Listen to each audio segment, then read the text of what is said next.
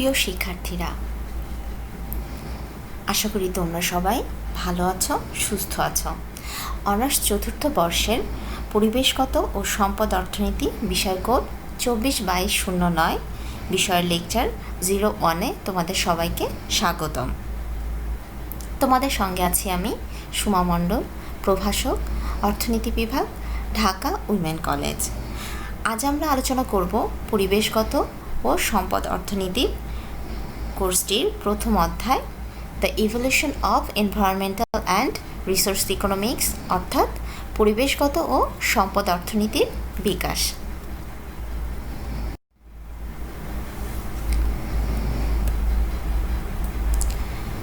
পরিবেশগত ও সম্পদ অর্থনীতির বিকাশ এই অধ্যায়টির আলোচ্য সূচিতে লেকচার 01-এ আছে পরিবেশ অর্থনীতি, পরিবেশ অথবা পরিবেশগত ও সম্পদ অর্থনীতি, পরিবেশ অর্থনীতির মৌলিক বিষয়, পরিবেশ, পরিবেশের উপাদান, প্রাকৃতিক সম্পদ, প্রাকৃতিক সম্পদের প্রকারভেদ, পরিবেশগত অর্থনীতির বৈশিষ্ট্যসমূহ, প্রতিবেশ, প্রতিবেশ অর্থনীতি ও পরিবেশ অর্থনীতির মধ্যে পার্থক্য, গ্রিনহাউস প্রভাব ইত্যাদি।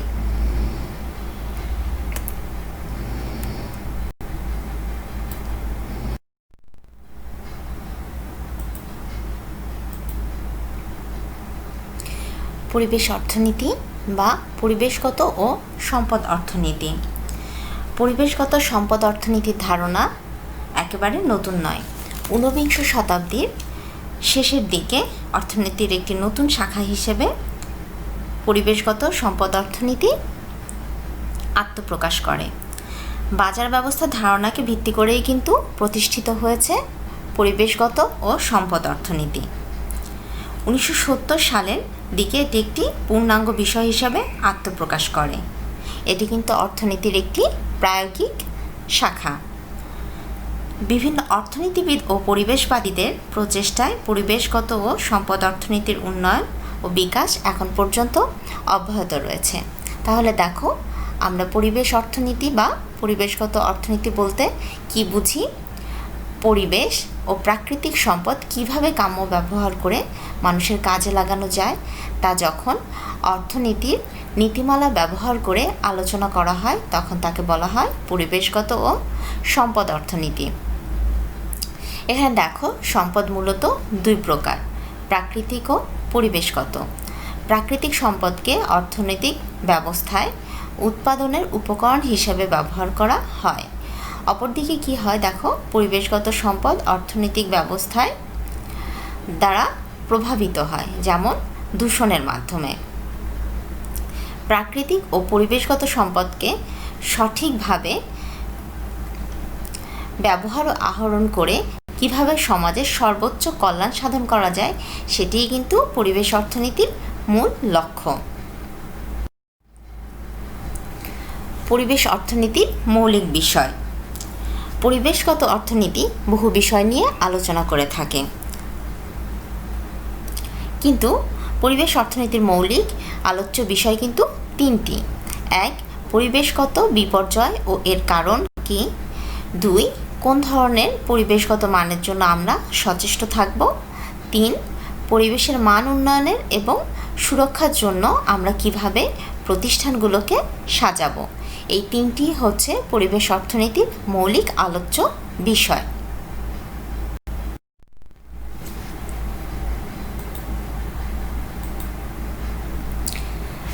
পরিবেশ, এনভায়রনমেন্ট শব্দটি এসেছে ফরাসি শব্দ এনভায়রন কিংবা এনভায়রনার শব্দটি থেকে। Surrounded, round, about to surround, to encompass, এগুলোকে বোঝানো হয় এনভায়রনমেন্ট শব্দটি দ্বারা। সাধারণ অর্থে আমরা আমাদের চারিপাশে যা কিছু আছে তার সামগ্রিক রূপকেই পরিবেশ বলে থাকি। ভূপৃষ্ঠ, মাটি, পাহাড়, বায়ুমণ্ডল, আলো, নদীনালা, মানবসৃষ্ট বস্তুসহ সব কিছুই পরিবেশের অন্তর্ভুক্ত। তাহলে আমরা পরিবেশ বলতে কি বুঝি? মানুষের জীবনযাত্রার উপর প্রত্যক্ষ ও পরোক্ষভাবে প্রভাব বিস্তারকারী বিষয় বা যে উপাদানগুলো রয়েছে তার সমন্বিত রূপকেই বলা হয় পরিবেশ। এখন দেখো, আমাদের চারপাশে যা কিছু রয়েছে সেগুলো নিয়েই যেহেতু পরিবেশ গঠিত, কাজেই আমাদের চারপাশে যে সকল ভৌতিক ও জৈবিক বস্তু রয়েছে সেগুলো কি পরিবেশের উপাদান। উপাদানগুলোর মধ্যে কিছু আছে দৃশ্যমান, যা দেখা যায় অর্থাৎ প্রত্যক্ষ, কিছু আছে অদৃশ্যমান, যা প্রত্যক্ষ করা যায় না। এজন্য পরিবেশের উপাদানগুলোকে প্রধানত দুই ভাগে ভাগ করা হয়েছে, অজীবজ উপাদান এবং জীবজ উপাদান।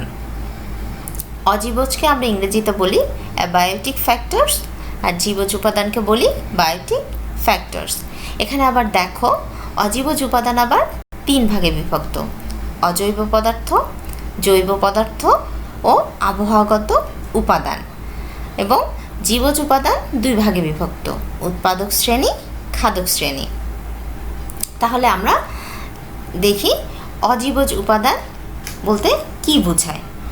দেখো, অজীবজ উপাদানগুলো হচ্ছে পরিবেশের যে সকল উপাদানের মধ্যে কোনো প্রাণ নেই, কোনো প্রাণের স্পন্দন নেই, সেগুলোকেই আমরা বলি অজীবজ উপাদান। যেমন অজৈব পদার্থ। এখন অজৈব পদার্থ কোনগুলো? মাটি, পানি, বায়ু, carbon, oxygen, carbon dioxide, calcium, magnesium, এগুলো সবই হচ্ছে পরিবেশের অজৈব পদার্থ। আর জৈব পদার্থ কোনগুলো? শর্করা, প্রোটিন, তেল ও চর্বি জাতীয় উপাদান, যেগুলো জৈব রাসায়নিক গঠনরূপে জৈব ও অজৈব উপাদানের মধ্যে সমন্বয় সাধন করে। তাহলে জৈব পদার্থগুলো কি করে? জৈব রাসায়নিক গঠনরূপে জৈব ও অজৈব উপাদানের মধ্যে সমন্বয় সাধন করে, সেগুলোই হচ্ছে জৈব পদার্থ। আবহাওয়াগত উপাদান, যে সকল উপাদান অজীবজ উপাদান আবহাওয়া থেকে পাওয়া যায়, সেগুলো প্রাণ নেই কিন্তু, সেগুলোই হচ্ছে আবহাওয়াগত অজীবজ উপাদান। যেমন ধরো বৃষ্টিপাত, আর্দ্রতা, তাপ, তাপমাত্রা, উষ্ণতা, বায়ুর চাপ, এসবই হচ্ছে আবহাওয়াগত উপাদান। এখন দেখো, এখানে আছে জীবজ উপাদান অর্থাৎ বায়োটিক ফ্যাক্টরস। জীবজ উপাদান তাহলে কোনগুলো? অজীবজ উপাদানের প্রাণ নেই, তাহলে জীবজ উপাদানের প্রাণ রয়েছে, প্রাণের স্পন্দন রয়েছে, সেগুলো হচ্ছে জীবজ উপাদান। এখানে জীবজ উপাদান আবার দুই ভাগে বিভক্ত, উৎপাদক শ্রেণী এবং খাদক শ্রেণী। উৎপাদক শ্রেণী কোনগুলো?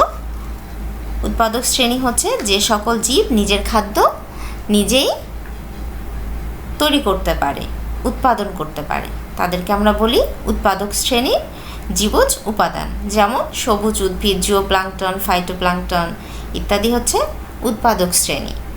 আর খাদক শ্রেণী কারা? যে সকল জীব নিজের খাদ্য নিজে উৎপাদন করতে পারে না, বরং খাদ্য উৎপাদনের ক্ষেত্রে তারা কি করে? অন্য প্রাণী কিংবা উদ্ভিদের উপরে নির্ভরশীল, এবং সেগুলোকেই আমরা বলে থাকি খাদক শ্রেণীর জীবজ উপাদান। এখন খাদক শ্রেণী বা পরভোজী উপাদান আবার কি দুই ধরনের, ম্যাক্রো কনজিউমার এবং মাইক্রো কনজিউমার। ম্যাক্রো কনজিউমার কারা? যারা উদ্ভিদ এবং প্রাণীকে খাদ্য হিসেবে গ্রহণ করে। অপরদিকে মাইক্রো কনজিউমার কারা? এরা হচ্ছে বিয়োজক। আসলে এরা বিভিন্ন ধরনের ব্যাকটেরিয়া, ছত্রাক, মৃত জীবের শরীরে পাওয়া যায়। এরা কি করে? মৃত শরীরকে খাদ্য হিসেবে গ্রহণ করে, ব্যাকটেরিয়া, ছত্রাক, এদেরকে বলা হয় মাইক্রো কনজিউমার।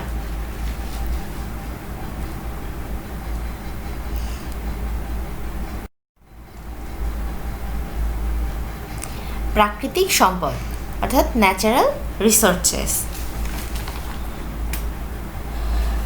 প্রাকৃতিক সম্পদ বলতে আমরা কি বুঝি? আমরা সাধারণ কথায় কি বলতে পারি? প্রকৃতি থেকে যে সম্পদ পাওয়া যায় সেটিই হচ্ছে প্রাকৃতিক সম্পদ। দেখো, প্রাকৃতিক সম্পদ বলতে তাহলে আমরা কি বুঝছি? জীবগোষ্ঠী কিংবা জীব সম্প্রদায়ের সকল প্রয়োজনীয় বস্তু তৈরিতে ব্যবহৃত যে সকল উপাদান প্রকৃতি থেকে পাওয়া যায়, সেগুলোই হচ্ছে প্রাকৃতিক সম্পদ। অর্থাৎ প্রধান কথা হচ্ছে যে সমস্ত উপাদান আমরা প্রকৃতি থেকে পাই সেগুলোই হচ্ছে প্রাকৃতিক সম্পদ। এখন দেখো প্রাকৃতিক সম্পদের বিভিন্ন প্রকারভেদ রয়েছে, যেমন তোমার প্রাপ্যতার ভিত্তিতে নবায়নযোগ্য সম্পদ, অনবায়নযোগ্য সম্পদ, উৎপত্তিগত দিক থেকে অজৈবিক সম্পদ, জৈবিক সম্পদ, অবস্থান ভেদে জাতীয় সম্পদ, বহুজাতিক সম্পদ, আন্তর্জাতিক সম্পদ।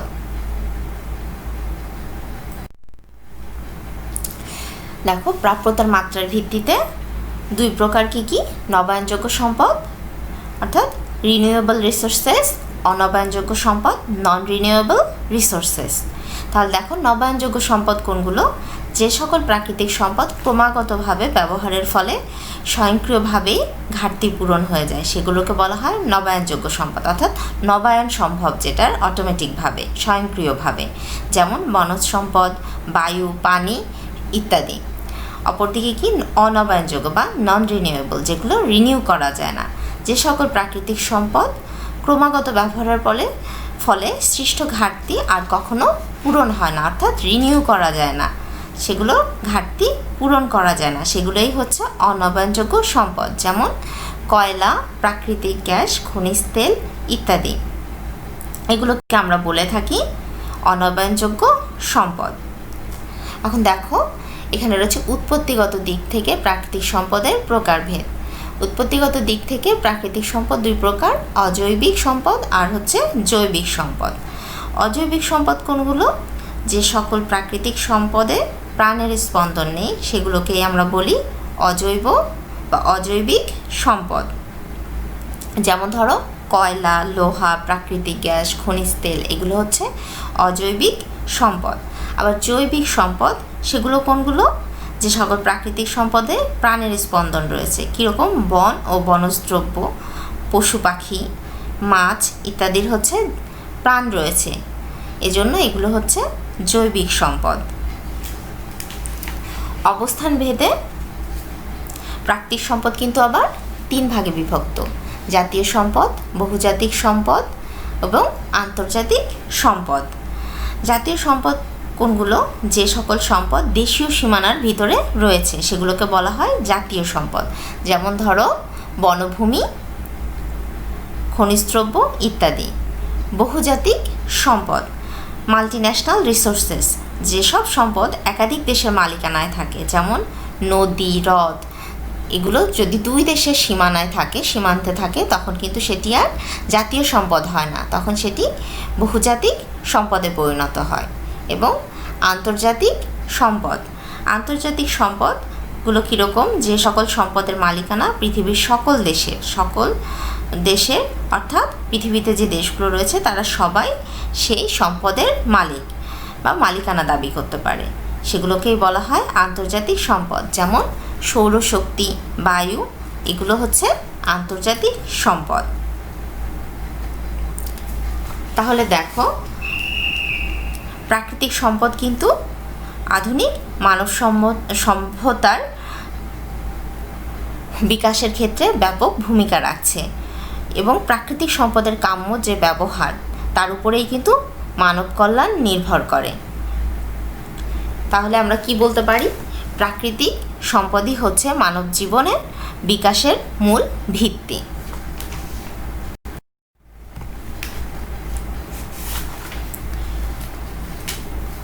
পরিবেশগত অর্থনীতির বৈশিষ্ট্যসমূহ।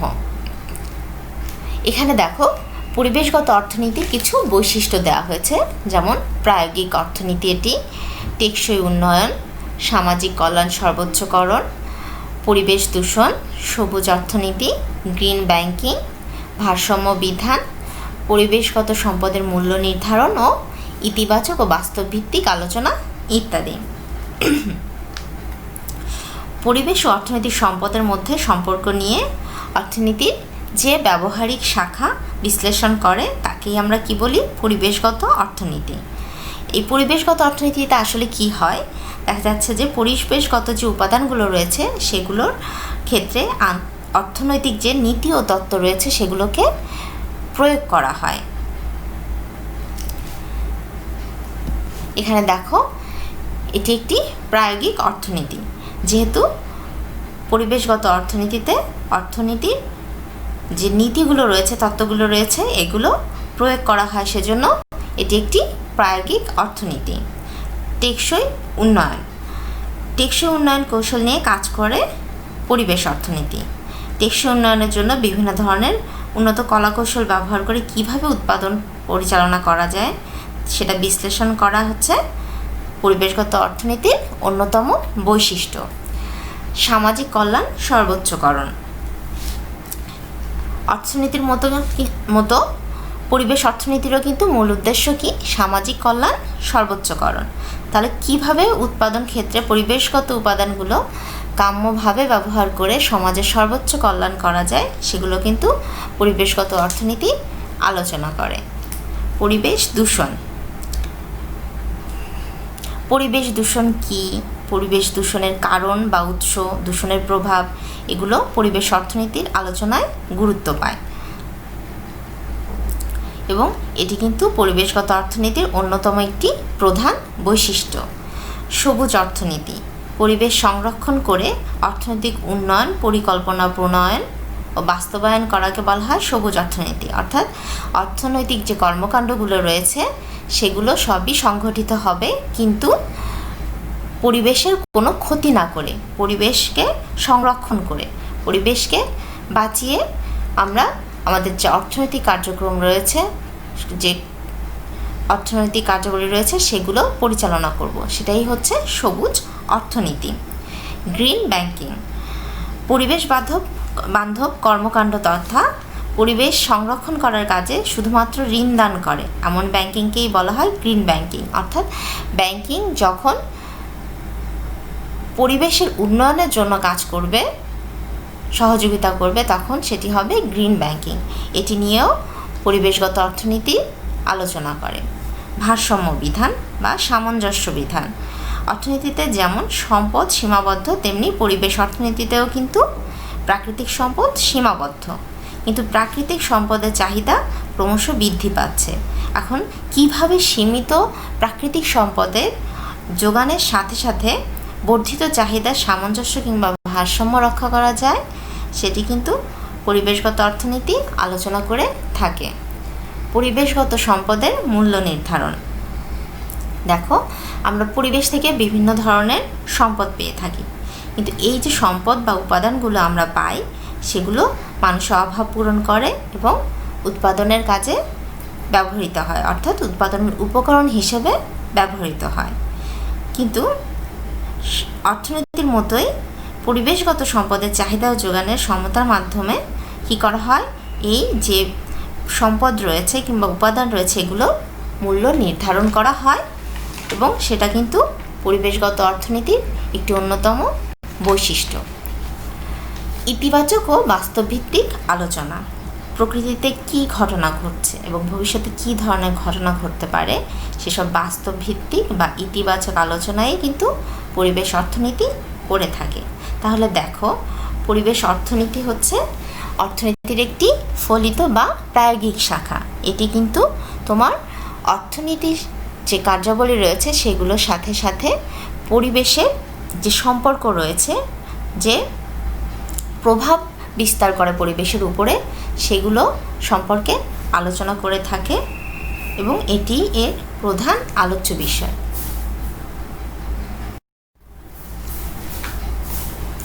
প্রতিবেশ অর্থাৎ ইকোলজি।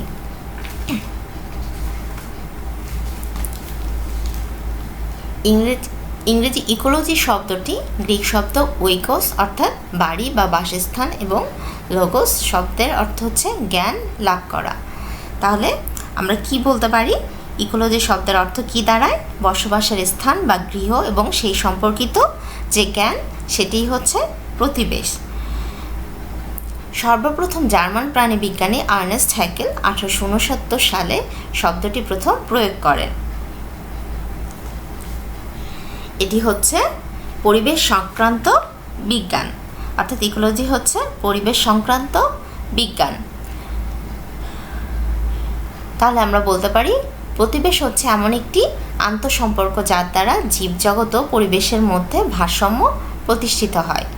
এটি এমন একটি বিজ্ঞান যা প্রাণী ও প্রাণী জগৎ তথা মানুষের সাথে প্রাকৃতিক ও সামাজিক পরিবেশের সম্পর্ক নিয়ে আলোচনা করে, অর্থাৎ ব্যক্তি, দল, সমষ্টি এবং তাদের ভৌগোলিক অবস্থান ও পারিপার্শ্বিক পরিবেশ ইত্যাদির মধ্যকার যে আন্তঃসম্পর্ক রয়েছে বৈজ্ঞানিক দৃষ্টিকোণ থেকে সেগুলো আলোচনা করে ইকোলজি বা প্রতিবেশ। বিভিন্ন প্রাণী বিজ্ঞানী প্রতিবেশের বিভিন্ন ধরনের সংজ্ঞা দিয়েছেন। সে সমস্ত সংজ্ঞার আলোকে আমরা কি বলতে পারি যে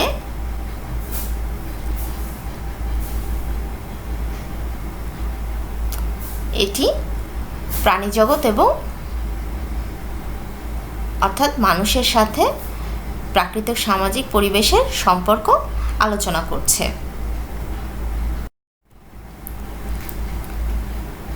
প্রতিবেশ অর্থনীতি ও পরিবেশ অর্থনীতির মধ্যে পার্থক্য।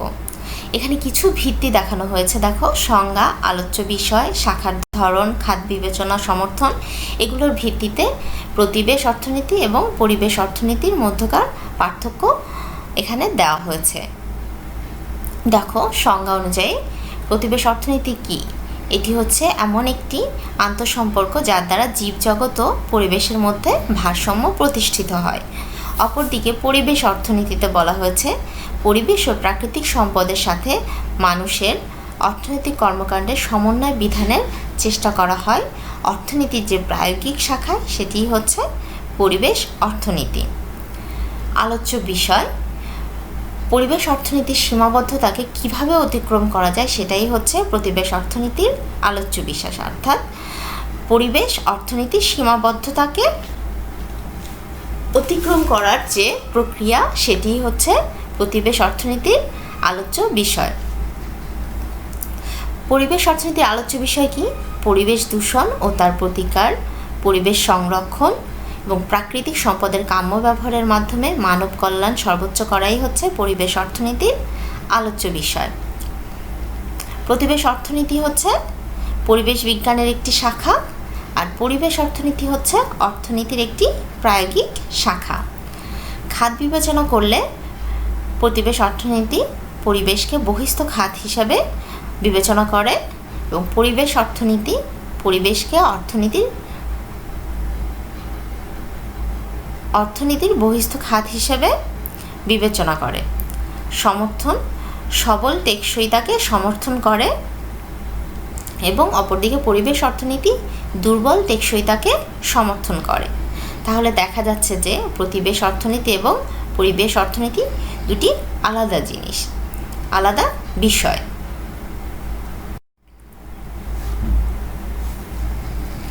Green house.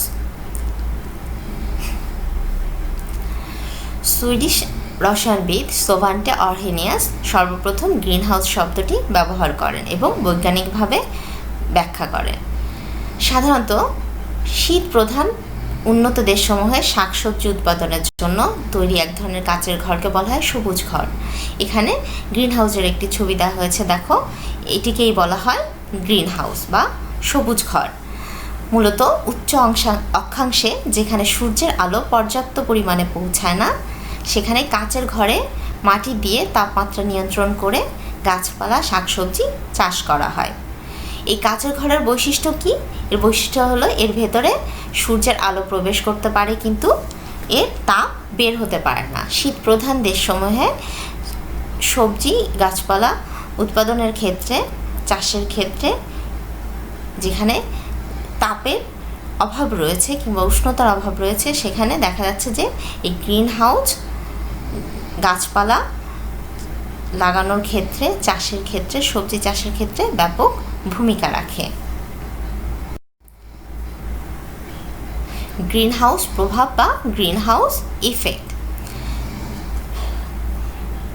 একটু আগে আমরা জানলাম গ্রিন হাউস কি, এখন আমরা জানব গ্রিন হাউস প্রভাব কি।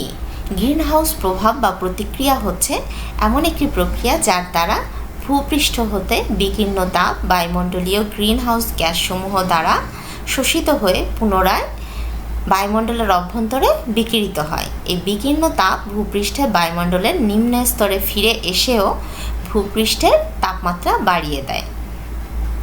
দেখো এখানে বলা হয়েছে গ্রিনহাউস গ্যাস। গ্রিনহাউস গ্যাস কোনগুলো? গ্রিনহাউস প্রভাব বা প্রতিক্রিয়া সৃষ্টিকারী যে গ্যাসসমূহ রয়েছে সেগুলোকেই বলা হয় গ্রিনহাউস গ্যাস, যেমন carbon dioxide, methane, nitrous oxide, ozone, chlorofluorocarbon, hydrofluorocarbon ইত্যাদি। এখানে দেখো একটি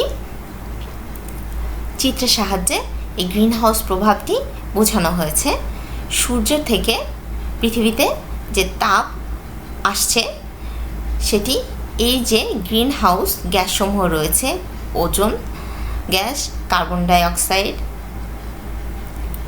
methane gas, nitrous oxide, chlorofluoro, hydrofluorocarbon, এই গ্যাসগুলো এগুলো কি করে? সূর্য যে তাপ, পৃথিবীতে সূর্য থেকে যে তাপ আসে সেই তাপগুলোকে তারা ধরে রাখে এবং পৃথিবীর অভ্যন্তরে বায়ুমণ্ডলে সেটা তাপমাত্রা বাড়িয়ে দেয়। এবং এগুলোর জন্য দায়ী কারা? এই গ্রিনহাউস গ্যাসসমূহ। এই গ্যাসসমূহ কী করে? গ্রিনহাউসের কাচের মতো সূর্যের আগত যে ক্ষুদ্র তরঙ্গরশ্মি বায়ুমণ্ডলের ভিতরে প্রবেশ করে সেগুলোকে প্রবেশ করতে দেয়। প্রতিফলিত এই যে প্রতিফলন হচ্ছে, এই প্রতিফলিত যে দীর্ঘ তরঙ্গ রশ্মি রয়েছে সেগুলোকে কিন্তু পুরোপুরি বাইরে বের হতে দেয় না, তাদেরকে এই গ্যাসগুলো বাধা প্রদান করে বাইরে বেরোতে। ফলে কি হয়? বায়ুমণ্ডল সহ পৃথিবীর মধ্যে তাপমাত্রা আটকে পড়ে এবং পৃথিবীর তাপমাত্রা বৃদ্ধি করে। এই ঘটনাকেই আমরা বলে থাকি গ্রিনহাউস প্রভাব বা প্রতিক্রিয়া, অর্থাৎ গ্রিনহাউস ইফেক্ট। এই গ্রিনহাউস ইফেক্টের কারণে কিন্তু পৃথিবী নানাভাবে ক্ষতিগ্রস্ত হচ্ছে। যেমন ধরো বৈশ্বিক উষ্ণতা বৃদ্ধি পাচ্ছে, তোমার যে বরফ রয়েছে সেই বরফগুলো গলে যাচ্ছে এবং এতে সমুদ্র পৃষ্ঠের উচ্চতা বৃদ্ধি পাচ্ছে। ফলে যে নিম্ন অঞ্চলগুলো রয়েছে পৃথিবীতে সেগুলো প্লাবিত হচ্ছে কিংবা সমুদ্রের পানির নিচে চলে যাচ্ছে।